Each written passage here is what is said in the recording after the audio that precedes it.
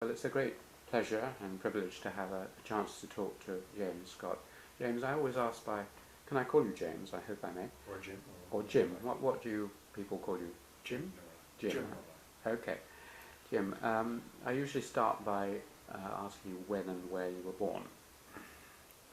Well, I was born in a small town in New Jersey, between Camden and Trenton along the Delaware River, where my father was a doctor. When was this? In 1936, Yeah. December 2nd to be exact. Yeah. And I know that in talking about one's biography, there's this effort to create a kind of false coherence to Yes. the story. And the reason why it's a little difficult is because I don't believe such a coherence actually exists except ex post facto. Yeah. So you can't believe a word I say, at least in terms of the sequence that I've put together. I grew up, my father, as I said, was a physician, and he settled in this small town, which was an industrial town. And he died when I was 9 years old. And I think this was during the second, he died in 1946. And there were, I think, 3 doctors in the town. The other 2 were drafted into the armed services, and he was declared unfit because he had high blood pressure. And the net result was, of course, he was the only doctor, probably a lot busier than he would have been if he'd been in the armed services. And he had a stroke in 1946. And its effect on me, I think, was that we went from being relatively well-to-do. In those days, doctors weren't paid enormous salaries compared to the general civilian population, but my father was relatively well-to-do in this small town.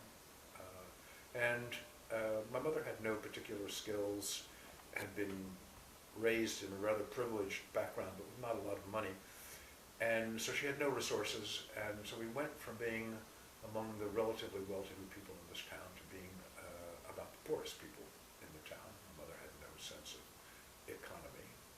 I didn't have a sense of deprivation at all, but the reason for telling the story is because I went to a small Quaker school.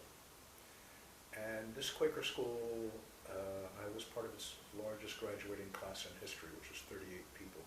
The class ahead of me was 18, the class behind me was 15. And it was a day school, it wasn't a boarding school. And after my father died, my mother couldn't afford to keep me at the school. And so she's about to take me out. And I became then the first scholarship student at the school in return for working weekends in the summer. They waived my tuition. And this Quaker school was, in fact, my salvation. It was a surrogate mother and father to me. And I think that my academic achievements come in part from having, my mother was an alcoholic, I might add too, although I didn't know it at the time, but she didn't function very well. So the school became a very important focus of Was it a boarding school or a day school? Day school. A day school. And I think that pleasing those teachers became a very important part of my standing in the world and my sense of myself. And I think I was a good student in part because I wanted to please these teachers. The other thing to be said about this Quaker school is they did things that a public school or a grammar school, government school, couldn't possibly have done. That is to say, we had things like week-long work camps in Philadelphia, and we would go and work with a black slum family painting and plastering their house. We would go to dock worker meetings. We would go to Communist Party meetings, front organizations. We would eat at settlement houses, people off the street. We would visit prisons. We would visit the state mental institutions.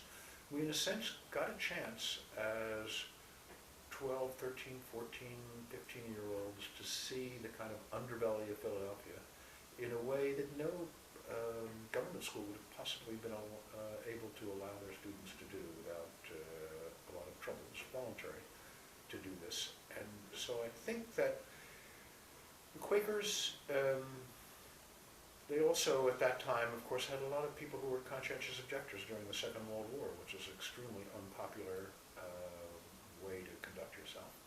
And they taught me, for which I'm everlastingly grateful, or they put in front of me, if you like, people every day who had the capacity to stand up in a crowd of 100 and be a minority of one. And that kind of Quaker courage actually was infectious to me. So I have taken that on board. So if you want me to stand up in a crowd of 100 and be a minority of one, I'm your man. On the other hand, I'm completely not brave in other ways. So if you show me the instruments of torture, I will betray my family, my children, and anyone else in the room, I think. So, but at that kind of bravery, that kind of civic bravery, I found impressive, and it had a great deal of influence on me. Right.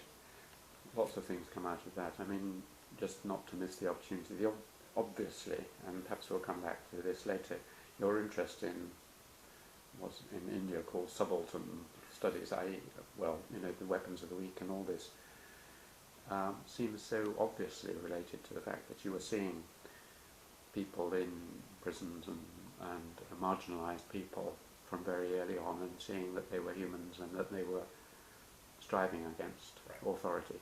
Right, and although I briefly became a Quaker, but I consider myself to be a lapsed Quaker. I rarely go to Quaker meetings. The Quaker doctrine of the light of God in every man, and the history of Quaker social action, whether it's in education for Native Americans, whether it's in assisting in the Underground Railroad and prison work, I admired the Quakers enormously for that, and that did rub off. And in fact, a book I wrote called Domination and the Arts of Resistance, I actually dedicated to Moorestown Friend School, the name of a particular school, and devoted my royalties to the school, as well as a mark of the gratitude that I felt I owe them. And they, I mean, the nicest thing that's ever happened to me, I think, is there's someone named Alice Paul. There, in the struggle for women's suffrage in America, there were sort of 8 key women, most of whom were Quakers, and Alice Paul was one of them. She happened to be a graduate of my little school in the very, very early years, and they created Alice Paul Award. She was one of these people who, they were force-fed. I think they went to prison and refused to eat for demonstrating, and they were force-fed. And the school created an award in the name of Alice Paul, and I was its first recipient. I've never been as proud of anything. I didn't actually know who Alice Paul was until I got the award, but I was extremely proud of that. Where shall I go from here? Well, let's go back, because being anthropologists in particular, I like to go back, if possible, even further than parents. Did you know your grandparents at all? Or what they did? Or Yes, I was. I didn't know my parents on my mother's side. My mother's side actually were kind of socially prominent in Philadelphia 2 generations before my mother, and then the generation before my mother, and continuing into my mother's generation, is as if they all received a signal from God to drink themselves to death, and they did.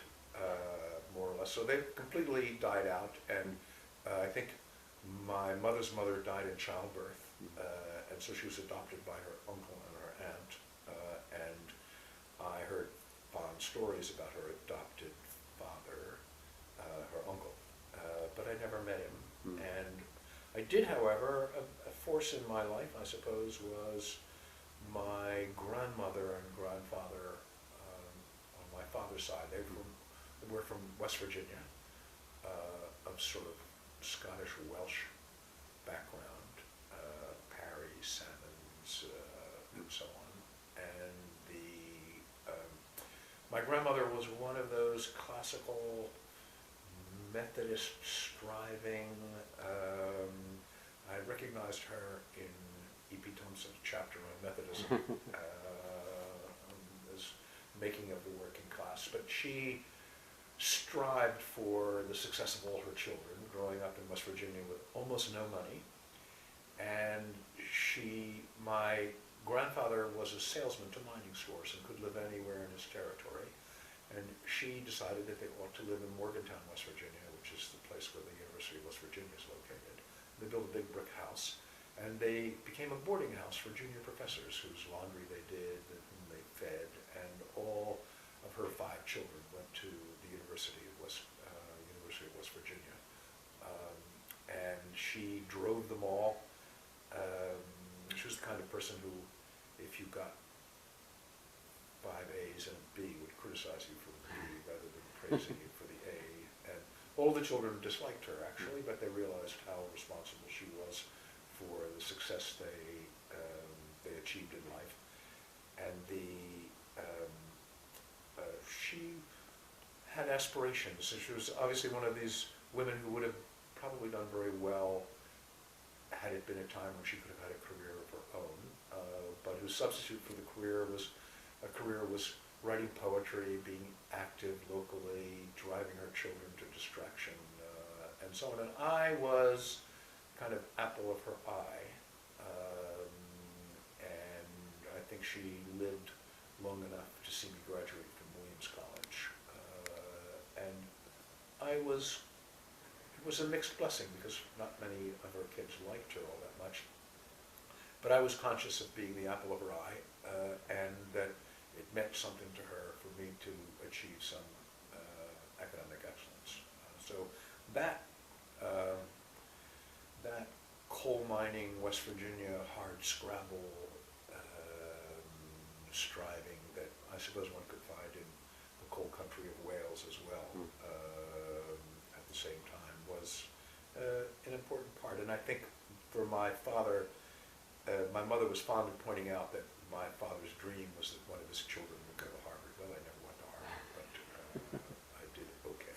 Yeah. Let's, well, just finally, you didn't have brothers or sisters? Or I did. I have an older brother. Yeah. I have an older brother. It's a complicated story in the sense that my older brother, whom I actually adore, has had a working class life. And it turned out that he went to a small Quaker school as well, not the same one, and was naturally left-handed. And they insisted that he write with his right hand, and it had the result that I guess it has in many such cases. It gave him a terrible speech defect. And the speech defect sapped his confidence in the world, and he didn't do well in school, and ended up being either the lowest level of management or the highest member of the working class in a factory, doing tests for the quality of colors in a factory that made plastics. And so he was 9 years older than I am, and fought in the Korean War, and had, to show you the difference in our lives, he had not been on a plane in 30 years, and I took him to Korea to revisit the battlefields and his military history in Korea, and he was delighted at that, but it was it's the first time he's ever been out of the country except for having been on a troop ship to Korea. So yeah, I do have a brother, but he's had a very different life than I. And just to finish off on those things, you mentioned your mother was alcoholic, but you didn't realize it. I mean, must have affected her treatment and behavior towards you? Yes. What sort of person was she? I'm putting it in another way. Well, as I said, she'd been brought up in a rather privileged way, and it meant that she didn't really have any skills. So she was completely dependent on my father, deeply in love with him, but in a dependent way. And she tried to commit suicide in the month or so after my father's death by an overdose of pills. I didn't know this at the time, but I was was sent to go live with another uncle and aunt in West Virginia, actually. I was with them for 6 weeks till my mother recovered and came back. And my mother basically held herself together and controlled her drinking by and large until I went off to college. And then when I went off to college, she more or less collapsed and was in and out of treatment, and eventually died, I think, when I was in the beginning of graduate school. And it was, it certainly gave me the realization that women who didn't have an independent source of self-esteem and a skill were in trouble in the world in terms of what they had to fall back on when family and external income was no longer there. So it affected my idea of the kind of relationship I wanted to have and the kind of woman with whom I thought I could have a successful relationship. It's also, I think for any, I know there are support groups for people who live in alcoholic families these days, in which people know a lot more than I knew at the time, but there was none of that available to me. But I did what, eventually I did what most people are advised to do in situations like that. That is to say, when I went to college and my mother was being treated again and again for alcoholism, we would have crying, screaming, confrontations, and so on, all of which were, ultimately failures in terms of getting her to stop drinking. And at a certain point, after 4 or 5 years of these futile confrontations, I remember looking at my mother and realizing that I could not change her behavior and that this was destroying me. And I can actually remember it. Maybe it's exaggerating a bit to say that it happened overnight or it was a particular moment, but I can remember very quickly withdrawing and seeing my mother as a sad victim and with an objective eye in which I emotionally detached myself. And I think it was the way to save me, but it's not something that I liked about myself, though it was a necessary survival move, and one that's, I gather, recommended in contemporary therapy. There's a part of me that didn't like the idea that I now saw my mother as an objective victim in the world and not someone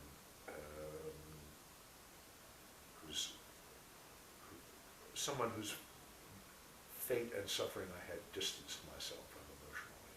So I think you pay a price in coldness and withdrawal from that. That's a very frank and good answer and very helpful. I learned a lot from interviewing Clifford Geertz about Clifford from his account of his very difficult childhood, which is not dissimilar from what you've described. Oh yes, I know a little bit about the story myself, but it's and your father, just to finally finish, I mean, he died when you were 9. Were you close to him up to that point in March? Yes, I was very close to him. As a matter of fact, these were the old days when doctors went around and paid house calls. My father had a sort of red roadster, and he took every opportunity to take me with him in the afternoons when I was out of school to go visit patients and so on. I spent a lot of time with him and came to admire him. He was, how shall I say, he was a sort of bon vivant, but and like my mother, actually, one of their great characteristics is that they actually believed that the world is divided into large-spirited people and small-spirited people, and I believe that if you're ever going to make a mistake, it should always be the large-spirited mistake, because people will always forgive you if you give a present that's too big, if you tell someone you love them and it's not requited. Those are always forgiven, but if you make a small-spirited mistake, people don't forgive that. And so my father and mother, the one thing that they bequeathed me somehow is a sort of over-the-top large-spiritedness. So my mother for all her alcoholism, would have kind of given away the house to the next beggar who came to the back door, and I found that.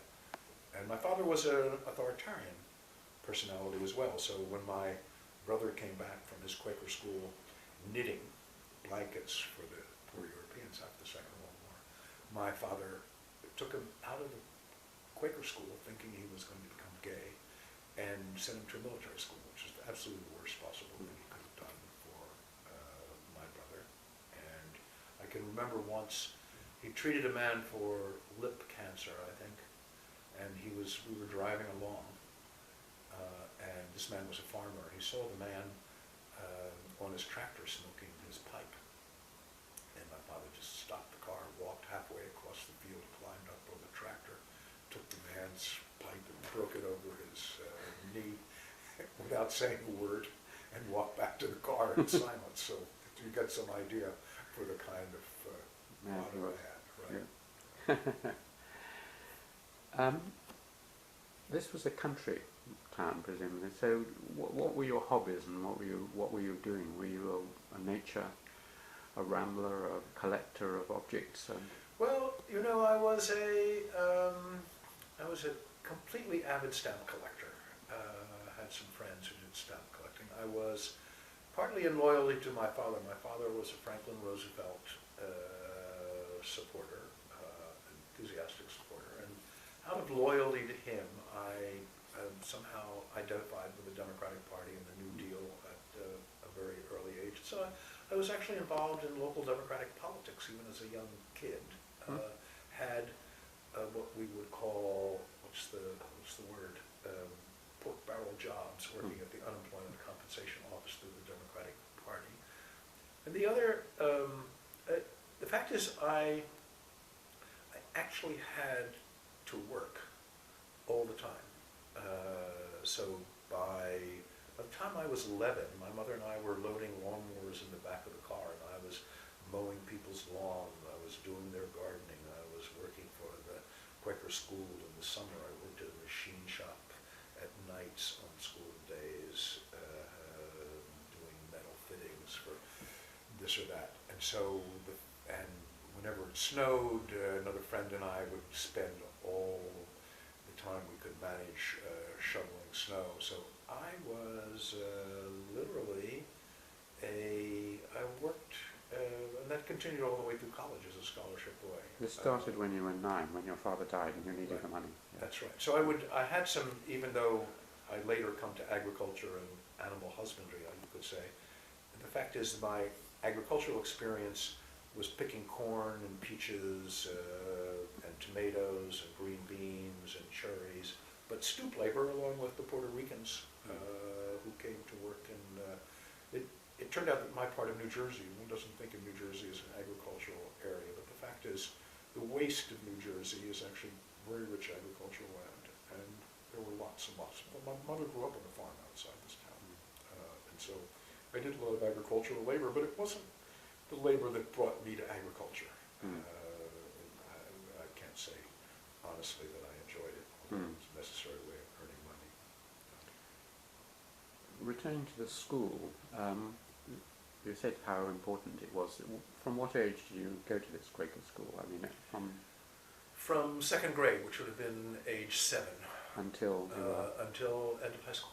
Oh, right. So 7 to 17. And it would, yeah, and it was a tiny school, so it meant that I don't know about your own historical experience in school, but people that you know from age 6 until 17 or 18, I feel, I've been to a couple of reunions, I know these people right down to the black little marrow of their bones. I know everything about them. I saw them every day, year after year after year, and I know them a lot more, I think, than I know people who I'm very close to as an adult in some way. And of course, it's the same the other way around. They know me, and it's, I find that very comforting, actually. I avoid reunions, but I found that the 2 times I have gone to such reunions it's extremely satisfying to know that behind all the wrinkles and so on, there's that essential person that I recall from. Have you remained friends with any of them in the sense of corresponding and meeting up with them otherwise? Yeah, two or three of them. Mm. But especially those of, especially those of us who've had comparable lives. Mm. So one of my friends went to Yale as an undergraduate, became, written some books on Italian cinema and so on, and he was a dear friend in school, and also came from a Quaker family, so I had stayed overnight with him a lot. He's getting the second Alice Paul Award in a month or so.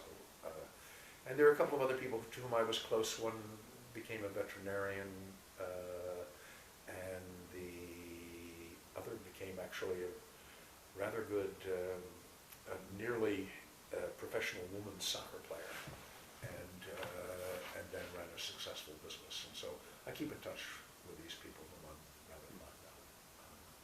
I didn't realise when you mentioned Alice Paul Award there, this was given to you recently. It wasn't an award you got when you were at school.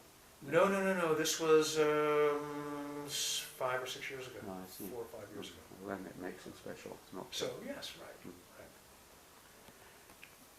Were there any, do you remember any of the names and the influences of any of the teachers at that school? Doesn't matter so much about the names, but was there anyone who particularly infused you, inspired you? It's obviously there weren't many teachers there. Yes, it was, this was the world before there was career counseling and a special, special people whose job it was to figure out where people ought to go for higher education. And I didn't have a clue, nor did my mother have a clue. And although I'd done very well at school, I happened to have a Latin teacher whom I liked a lot. And he had gone to Williams College. And I decided to go to Williams College because he'd been to Williams College and I rather liked him. Otherwise, the other alternative was to go to Haverford or Swarthmore, which were much closer, just outside Philadelphia. No, Quaker. Quaker schools. Mm. And the fact is, I wanted to put as much distance between myself and my mother as it was possible under the circumstances. And Williams gave me a scholarship, and so I went to Williams. And I don't regret having gone to Williams. It was, at the time, I was an economics major and political economy, a double major, and it had, and still has, I think, the best small college economics program in the country. So I got a fabulous education. I arrived thinking that I was badly trained. I can remember that my brother brought me to the first day of my freshman year, and I realized that I was completely inappropriately dressed in a sort of New Jersey high school kind of way, and I hadn't even been next to a tweed jacket. And I remember sitting down in a room where people who had just arrived as well, and they were freshmen, were talking about artists and writers and poets whom I didn't even know of, let alone have an opinion to contribute. And I thought, I am truly out of my league. I'm not going to survive here. And I remember calling my mother and saying, Ma, I'll do my best, but I'll probably be home before Christmas. I don't think I can hack it here. And it was a rich kid's school. And I was uncomfortable socially at the school. It was also all men at the time. And it took me about 3 years before I decided that I belonged intellectually and was doing well. And here I might connect this to the reason why I'm a Southeast Asianist, when I say creating false narratives of continuity, just to show you what I had in mind. So I had an economics professor, Neil Dupre, who was a great professor, only wrote 2 or 3 articles, but they were quite famous articles. And he had, in testing around for a problem to hurl myself at as an economics honor student. It turned out, I guess, that Germany in the early years of the war, when it had the manpower, didn't run double or triple shifts when it could have in its factories. And my job was to figure out why they didn't. And I knew enough German to make a stab at it. But it happened to be after 3 years of working night and day at Williams, in which I finally decided that I belonged, that I was reasonably bright. And I relaxed for the first time to the point of falling in love and not doing any work in much the fall. And I went in to see this professor, and he said, he asked me what I'd done, and I tried to bamboozle him. I hadn't done much, and he saw right through me, and he said, "Get out. You're not doing an honors thesis with me. You haven't done any work. You don't know what you're talking about. Get out." And so I realized if I was going to graduate with honors, I had to find someone to adopt me. And so the next day, screwing up my courage, I knocked at the door of all the other economists at Williams. There weren't many of them. And finally, the third or fourth door I knocked at was a William Hollinger who had worked on Indonesia. And he said, "You know, I've always wanted to know something about the economic development of Burma. If you'll work on Burma, I'll adopt you." And I said, "Fine." And under my breath, "Where the hell is Burma?" Because I truly didn't know where Burma was. And so I ended up doing an honors thesis on Burmese economic development. And in the meantime, applying to Harvard Law School, because I didn't know what I was going to do with my life. And so I got accepted at Harvard Law School.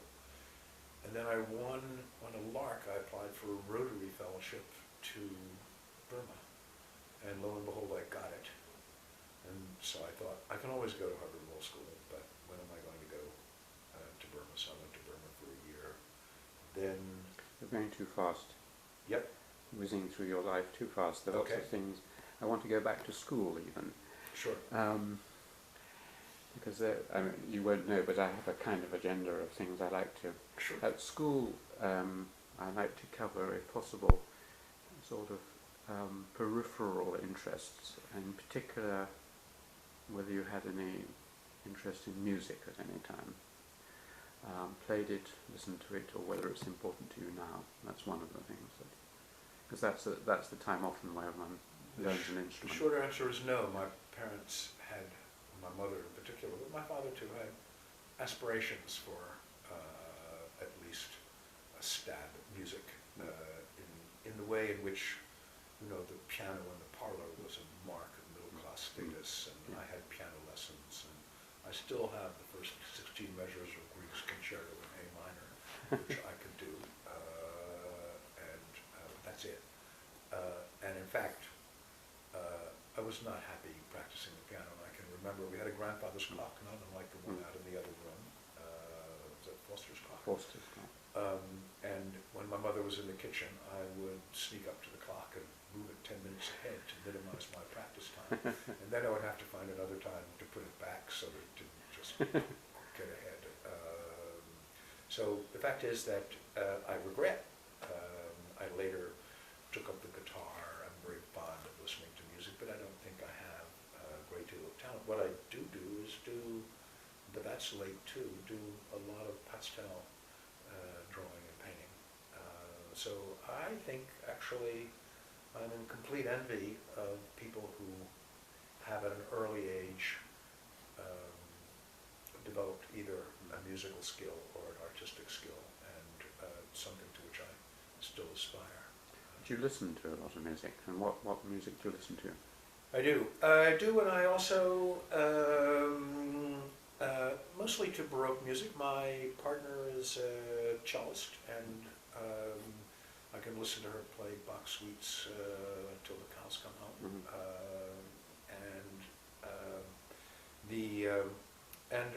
And my wife, as I said, who died 12 years ago, she got a kind of classical education, and I was, I think, a civilizational project of hers that was relatively successful. So seriously, so she brought me to opera. She was an art historian. She brought me to art, and just living with her for 30 years or so was a kind of intellectual and artistic formation that was remarkable for me. So I, in a sense, embraced all of her enthusiasms and ended up becoming fond of the things that she was fond of. But I don't think, as a high school kid, I think I was far too anxious about whether our family was going to sink financially into the mud, or whether I was going to do all right in school. I think this sense of the wolf at the door was with me for quite a long time until I realized that my existential worries were greater than they need be. What about sports and games? I was very fond of sports. I was a goalkeeper in soccer. Since it was a Quaker school, we didn't play violent sports like American football. We played soccer, and we were rather good at it. Actually, we had a actually undefeated basketball season and a all but one game undefeated soccer season. But the match we lost was lost by me in a penalty kick that went through my legs, which everyone in my school remembers and remembers. It was the humiliation of my high school career. But I continued to play. I play basketball with my children, who are now, in their early 40s, and so I'm quite. I don't think I'm a great. I'm not a very good athlete. In fact, if truth be told, I don't think I'm naturally adept at anything in particular, but I tend to make up for it by brute fascist persistence. For example, I'm learning Burmese now. It's hard. I started that when I was 66 to really hurl myself with Burmese. And ordinarily I'm not a great language student. I'm okay. But I find, I've learned a lot of languages, and I find that sheer persistent application will get you any language you like, right? If you just don't quit. And so I think, I'm a all-around mediocre talent with a lot of aspirations and endless energy and persistence. Right. Well, perhaps the last thing you touched on it, but it's always interesting to reflect more on. You mentioned the Quaker background, and at school, 15, 16, 17 is often the time when one either takes to religion or rejects one's religion. Right. How would you characterize your religious trajectory? That's not only an astute question, but it happens to be fairly important. My father was an atheist. I mean, not just a quiet atheist, but a militant atheist. And I can remember going with my father to see an elderly man who was dying of cancer, who my father couldn't do much for except ease the pain. But I would go with my father. I saw this man with my father maybe 5 or 6 times before he died. And my father would just sit and talk with him for 30 minutes or 40 minutes and actually try to talk him out of his faith at the end of this poor man's life. And my father didn't like the idea. It was a pleasant and even affectionate conversation, but my father didn't like the idea that this man was going to his grave with these illusions. And so that's the kind of atheist my father was. And my mother was an agnostic. But they didn't have the courage of their convictions, so that they insisted that I go to Sunday school somewhere, although the Catholic Church was not on the menu. And so they drove me around, literally, this little town. There were 5 or 6 little churches. And there were some nice trees outside the Presbyterian church. And so I decided to go there. And I actually liked singing. It was a sort of, child tenor, child soprano almost. And then I became the Episcopalian, aka Anglican Church, was close, just around the corner from where I lived. And I got to know, by shoveling snow, I got to know the priest at the Episcopalian Church, and was very fond of him. And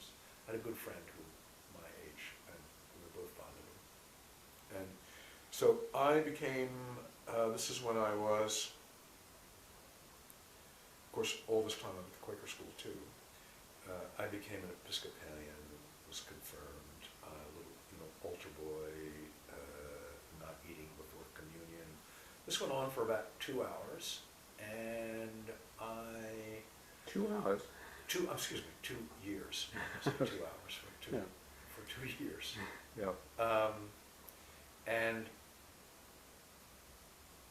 there is this, I don't know if this tradition exists here, of Sunday school, which is like a class, and the older kids, among whom I was, had our Sunday school with the priest. And I was, thanks to the Quakers, completely taken up with Gandhi. And I asked whether Gandhi could go to the Episcopalian heaven. And the doctrine, at least then, was that if you had known about Jesus Christ, you might have a sporting chance of going to heaven, because, but if Gandhi knew about Jesus Christ and did not accept him as his Lord and Savior, and therefore there was no place in the Episcopalian heaven for Gandhi. And I said, well, that's it for me. I don't want any part of the heaven that doesn't have a place for Gandhi. And I walked out of the Sunday school. My friend walked out with me. How old were you then? Oh, I would have been 15, I think, 15 or 16.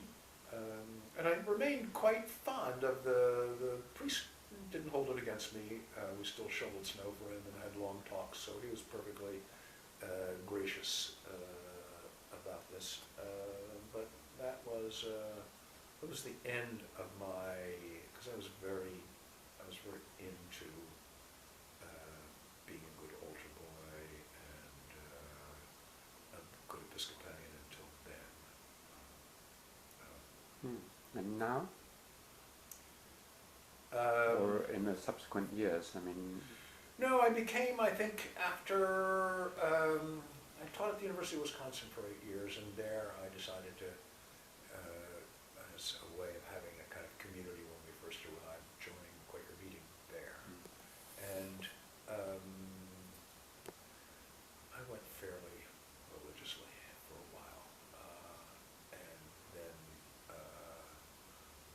one reason or another sort of lapsed, and I actually, I don't think, although the Quaker social gospel of Quakerism, I have, although I admire the Quaker social gospel, I don't have any faith in a higher being, and I find it, a little, I find it difficult to, I don't believe Pascal, that, just, if you don't have faith, just get down on your knees 5 times a day and the faith will come. I find that a bad faith performance.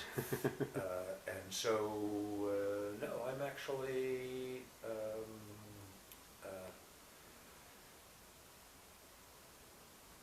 I suppose if I thought it were a matter of great moment, I would be an atheist, but I don't much care about my lack of faith. And so I suppose you would have to put me in the agnostic column. I actually saw a bumper sticker that I rather was enamored by a year or 2 ago. It said militant agnostic, and afterwards it said I don't know and you don't either. And I thought this is a bumper sticker that I could subscribe to. So the answer is I don't. I don't have any religious faith, I don't think. You've worked mainly in societies which have a lot of Buddhism in them. I mean, do you admire Buddhist? No, actually, I know it's sound. I find it actually astounding that I've seen Buddhism in action, and although I am greatly admiring of individual Buddhist figures, and their acceptance and their distance and their benevolence, I actually find that it is I see Burma if you like, on its back as a country. And I see Buddhist figures who individually may actually do some very valuable things in orphanages and so on. But in a sense, the quicker social action that creates civil society and provides kind of passion behind it. I don't see this in Buddhism. I find it an extremely individualistic form of religion, and I somehow, I'm sure you followed the events of September and so on, and I found myself wondering how a different kind of Buddhism might have been able to bring about more successful results than the Buddhism the Theravada Buddhism. Mahayana Buddhism is rather different, perhaps, and Tantric Buddhism may be rather different as well. But no, I'm not, and I was prepared. I was prepared to be, and I spent a lot of time in Watts and Abbeys, because it's a great way of seeing the country, and these people have connections. But no, I'm not taken the way so many Westerners are by meditation and so on. Thank you. Let's get then back to Williams College. You mentioned the economists who taught you. Were there any other people at that stage who you became friends with or who influenced you a lot? Yes. I was always, if you like, having lost my own father, always on the lookout for father figures whom I could admire and who I would want to be like.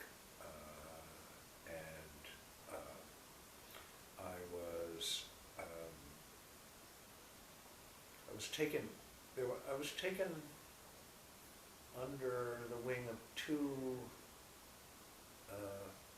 people in the political science department, actually. A guy named Frederick Schumann, who wrote a book on international relations, and his nickname at Williams was Red Fred. And there were alumni who refused to give money to the college until they retired. And I found his left-wing politics to my very satisfying. And I think I took attendance at his large lecture classes as one of my scholarship student duties for which I was paid, and he got to know me as a poor scholarship student who did well, and so he took me under his wing, as I should say. And another professor who was, I think, as a teacher, luminous he was a Straussian from Chicago named Robert Gaudino, died at a very young age, and but he took the Socratic method enormously seriously and had these tiny classes that were filled with a kind of intellectual tension in which you were expected to be deeply engaged with your whole brain and whole sense of feeling. And I can remember them as being rather frightening in terms of what was expected from me in terms of engagement in the classroom. And I remember there were some trustees who came. We were in a sort of elegant little room of a house, and the trustees came for a meeting, and I remember him going in a purposefully dramatic way.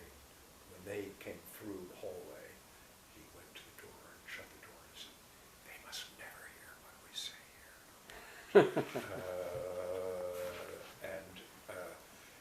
And he actually, he was a kind of small genius. I don't think much of Straussianism generally, but he as a teacher was quite remarkable. And one of the things that he did was, there was a Williams in India program, and it took Williams undergraduates, and I didn't participate. This began actually after I was there. And they would live in a village in India,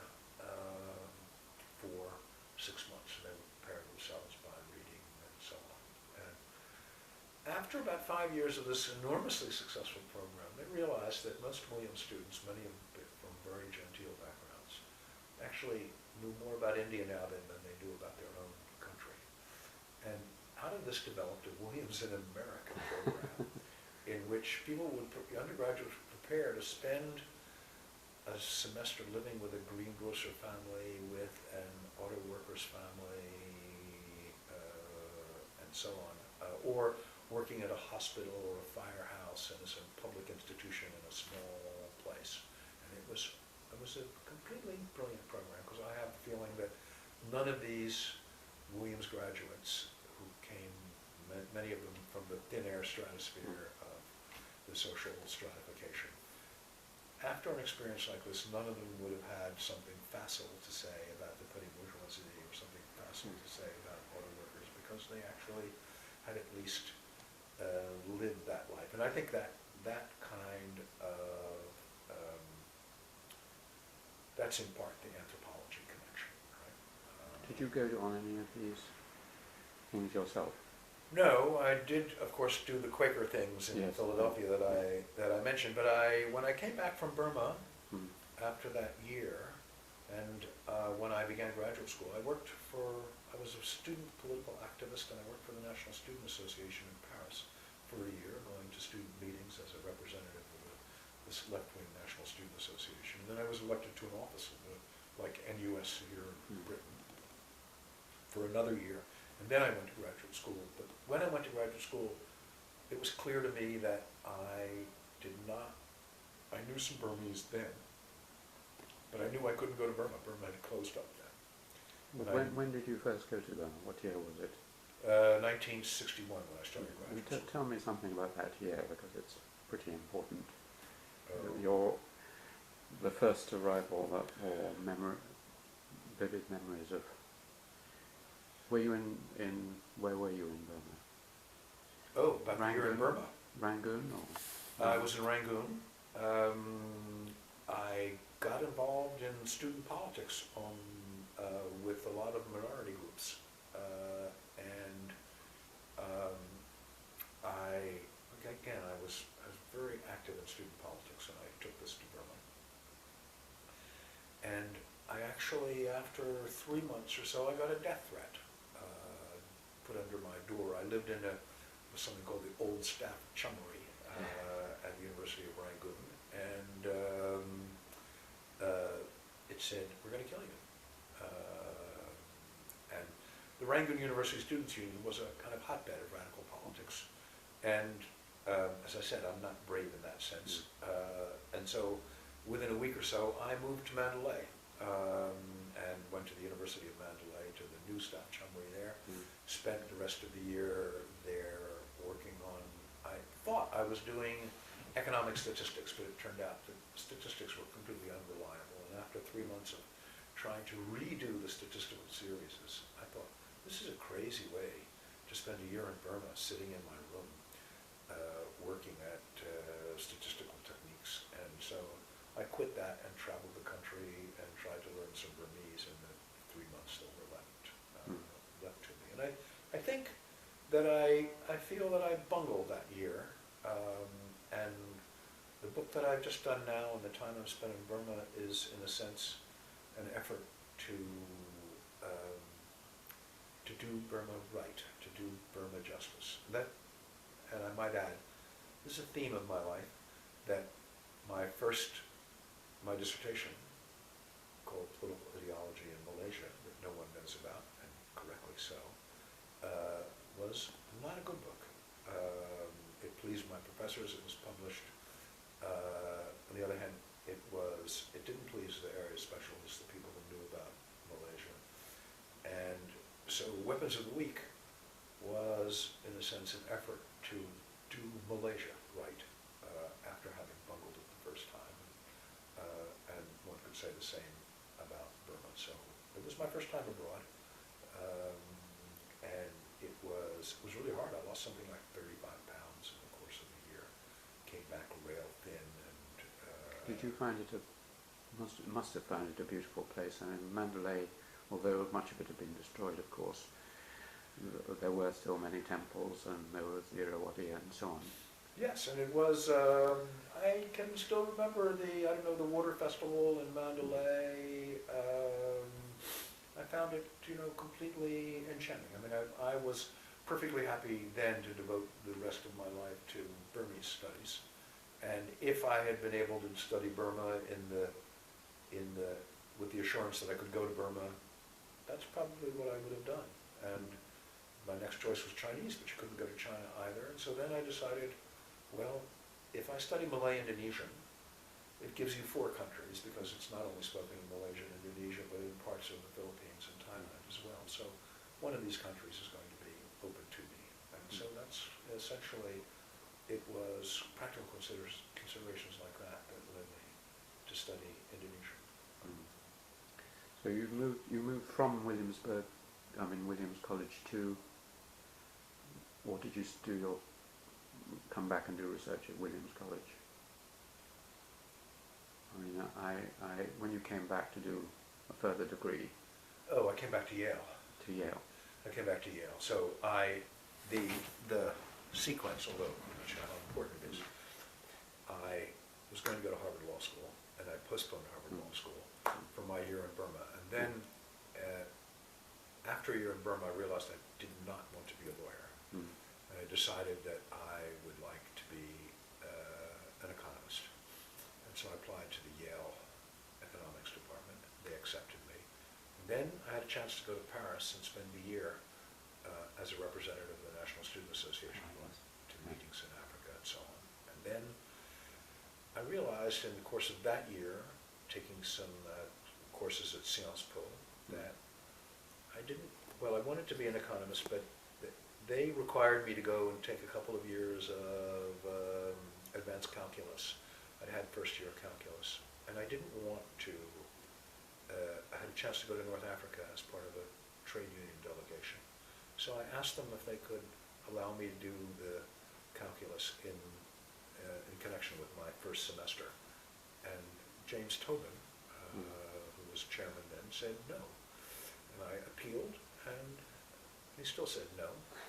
And then I said, well, why don't you send all my things over to the political science department and see if they'll have me. And they did, and political science accepted me, and I went to North Africa and then became a political scientist rather than an economist. So Burma and political science are both vastly contingent events. And Paris, you were, 22, 23 or something like that? I was at Langues Orientales and Sciences Po. I wasn't a serious student. I was busy running around to international student meetings for the National Student Association. It was a fabulous year. It was a kind of, the cosmopolitanization of Jim Scott. And so I didn't realize it at the time, but it just gave me a familiarity. Huge international student community in Paris at the time, exciting time to be there, and it gave me also a appropriately jaundiced view of political science, which was then in the middle of its positivist, empiricist.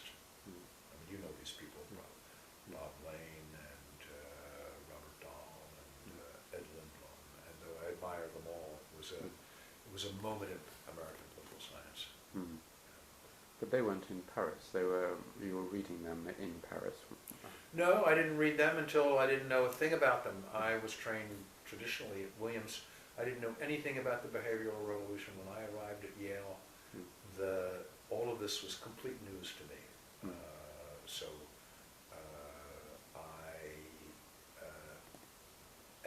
In fact, I felt all these people, even though that's not the work they did, were like Jesuits in the grip of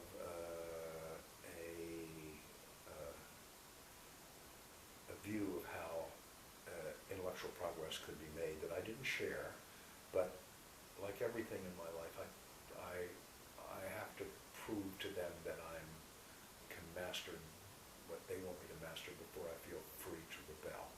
So it took